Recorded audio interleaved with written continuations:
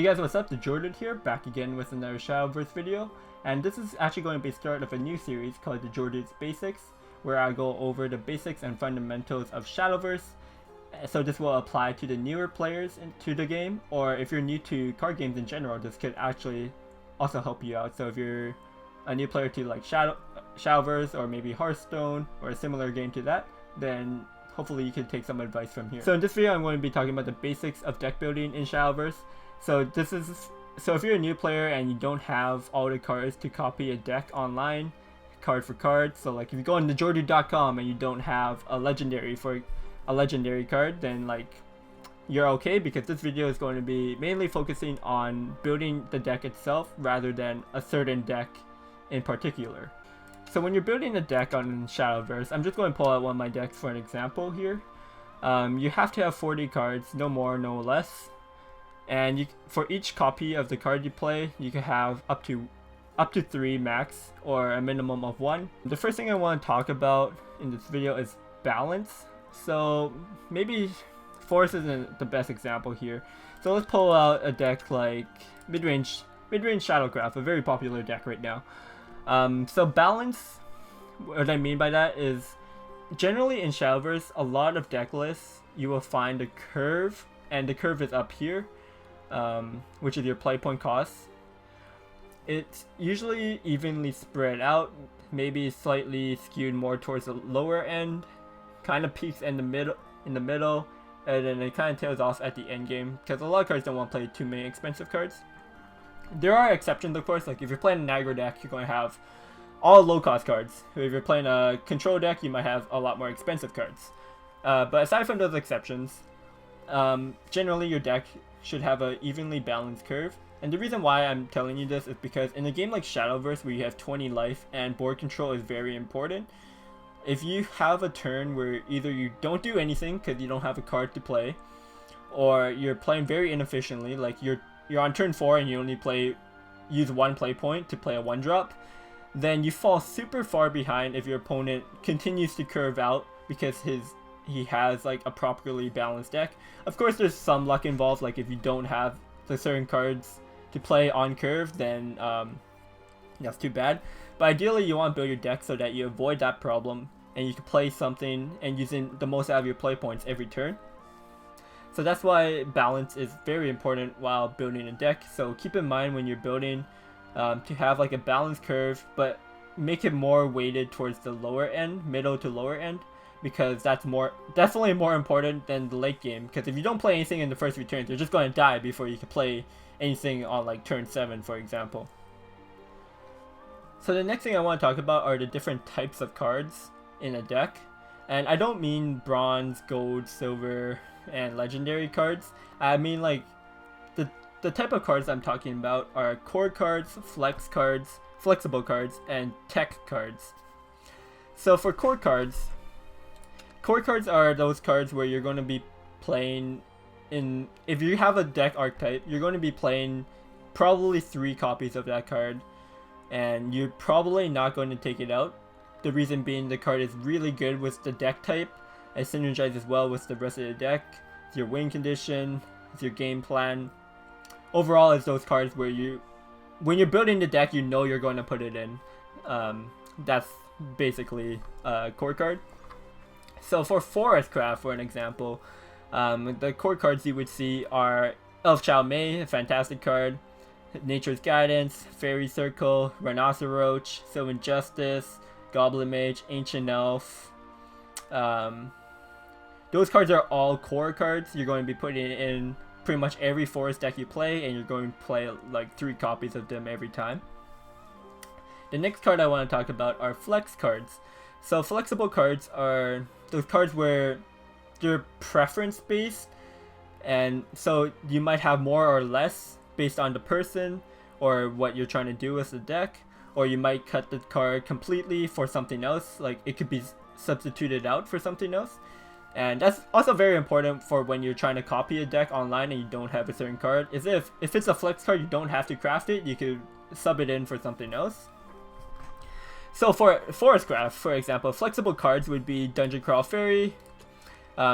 This spot is often I would actually say it's almost a tech card. I will talk about tech cards later on, but I could easily substitute this card out for like a Lily. Another flex card is Selwyn's Command. You can swap this out. You can either like cut this out, play more of it, play less, for like more Grimnirs or less Grimnirs. They're interchangeable. Flex card. I would even also consider EPM a flexible card because you could play 2 copies of her. So a lot of people like to play only 2 versions of her. Fina is actually on the edge between flexible and core because in OTK Roach, I like to, personally, I think Fina's a core card and I would play 3 of her every time. But there are certain lists where they only play 2 versions of her. And their flexible card would be like Dance to Death.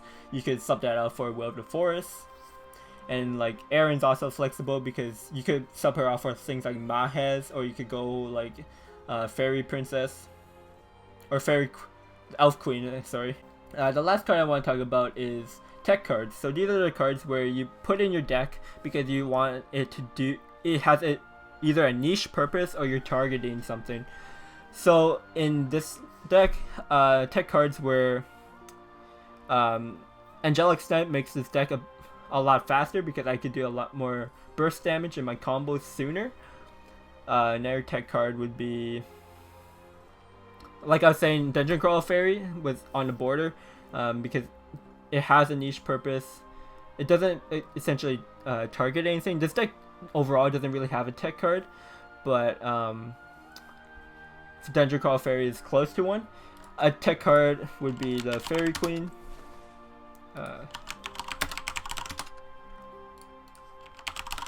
The Elf Queen. Yeah, sorry.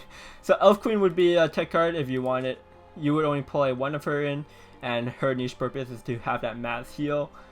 So if you're either playing a slower list or you're seeing a lot of aggro, you might want to play an Elf Queen in your deck. So yeah, like the 3 types of cards, and the lines are kind of blurred at times between what's the difference between this card being a core card or a flex card, or maybe it's a flex card or a tech card. So I'm not like saying that this card's purely a flex card, this card's purely a tech card. It depends on the deck, depends on what your opinion is of the card, perspective of the card. But overall, things you want to consider when you're building a deck is, what are my core cards?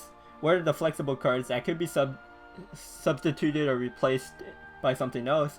What are, or if any, are tech cards do I want to put in this deck? Because a lot of times you might not even play a tech card, like Shadow, for example, where the deck is so refined. There's like almost no tech card. There's like no tech cards in here except maybe like the Phantom Howl. That's on the edge again, like flex and tech. Like there's a blurred line there.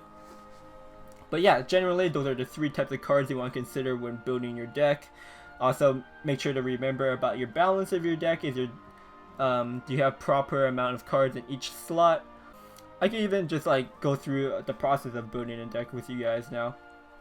So the deck I want to build here is mid-range Shadow, right? So I'll be playing 3 Skull Beasts because it's a core card. Goblins because I want more. It's a flexible card, but I want more 1-drops in my deck. Lyrio, I would say, is a core card in mid-range Shadow.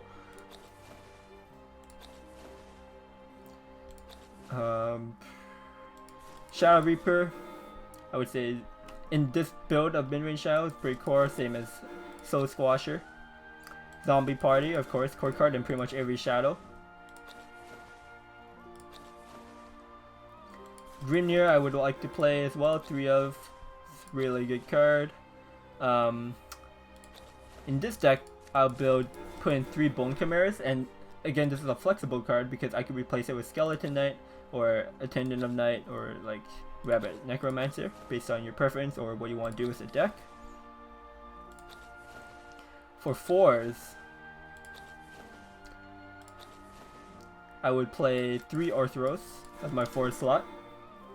And I'll take in the Phantom Howl because I want that extra burst damage and extra reach available to me.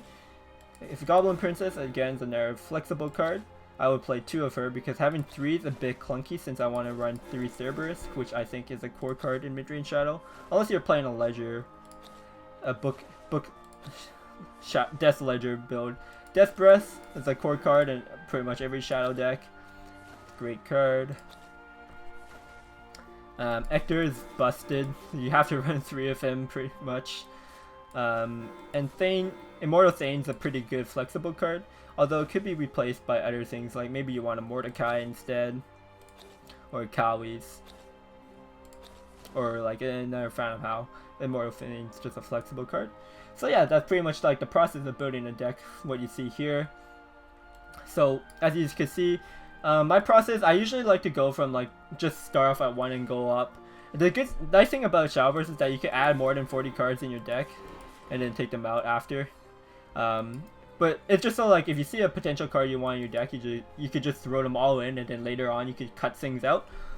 But yeah, I like to start off from 1 and just keep going to the end. But there are people that also like to start off with their core cards. So if you start like that, you would put in like your Skull Beast, and then your zombie parties, your Lyrios, your Cerberus, your Death Breath, your Ectors in first, then you fill in your flex cards, and then your tech cards last.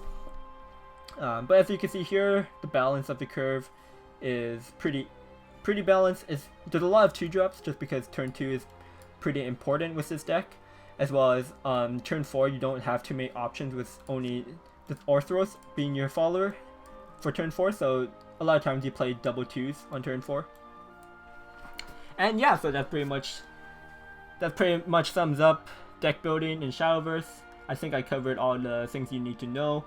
If there's anything you missed out on, you have any questions or feedback, leave a comment down below and I will get back to them. If you enjoyed the video, make sure you give this video a thumbs up and subscribe and follow me. And also follow me down on my social media channels, which I'll put all down in the description.